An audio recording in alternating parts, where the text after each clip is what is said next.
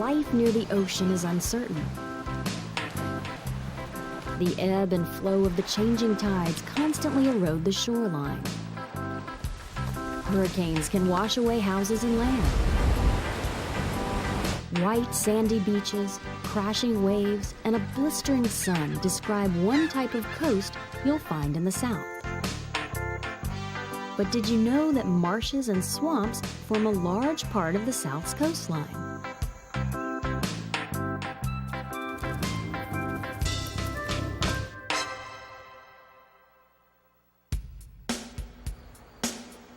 In fact, the marshes and swamps found on the coast of Maryland, Virginia, Florida, and Louisiana are part of the wetlands, where water covers most of the soil.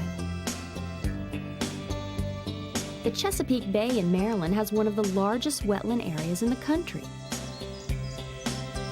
This relief map shows the jagged shoreline of the Bay Area.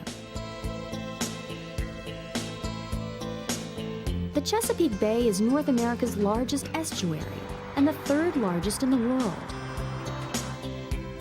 An estuary is an area where freshwater and saltwater mix at the mouth of a river. Bays, marshes, swamps, and inlets are all estuaries. Estuaries provide a lot: food, shelter, nutrients, and a lot of diversity. We've got everything from bony fishes, invertebrates, crustaceans, to amphibians, salamanders, toads, frogs, reptiles, turtles, birds. The Chesapeake Bay provides food for people: oysters, crabs, and fish, and a habitat for plants and animals. And because it is so widely used, the bay is vulnerable to pollution and overfishing. Students, naturalists, researchers, and environmentalists monitor the bay's health. Like any ecosystem, the human impact can quickly damage valuable natural resources. Agricultural runoff and exhaust from boats are the most harmful pollutants to the bay. Harvesting fish and shellfish from the sea is an important industry on the Atlantic coast. In St. Mary's County, Maryland, oysters are vital to the economy and also to the culture. Here, shucking oysters is not only a skill, it's a reason to celebrate. People come from miles around to watch oyster shucking contests and sample food made with oysters.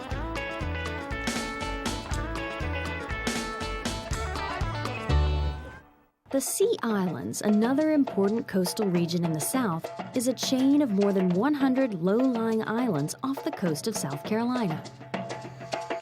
Well, he rocked my mother in the weary land, shelter in the time of storm.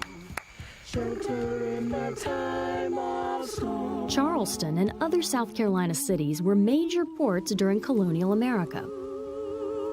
After the Civil War, many freed slaves settled on the Sea Islands.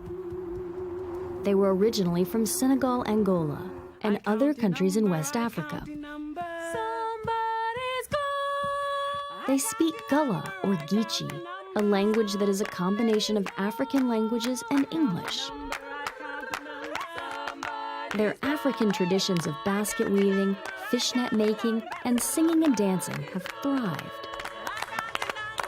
When the African came here around the late 1600s, he came with his own culture, and music was a big part of that. Most of the music in pre-worship setting is plantation melody style. It is absent of a melody line. It is follow call and response, the old African manner of singing.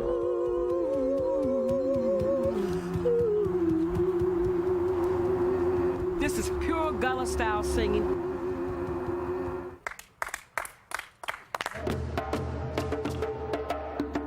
The island's geographic location directly influenced how the culture developed. After the Civil War, you still had isolation. You didn't have a bridge that connected these sea islands until 1927. So those descendants of those slaves continue to act out their culture right here in the sea islands. Using the natural resources of the area allowed the Gullah people to live with little contact with the mainland. They used sweetgrass and bulrushes for basket weaving, and they harvested fish and shellfish from the sea.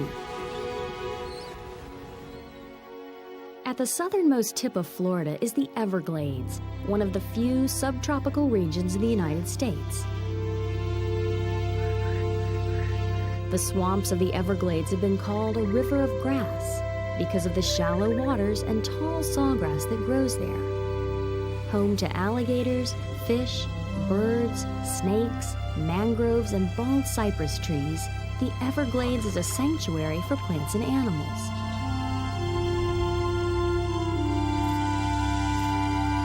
Part of the swamp is a national park.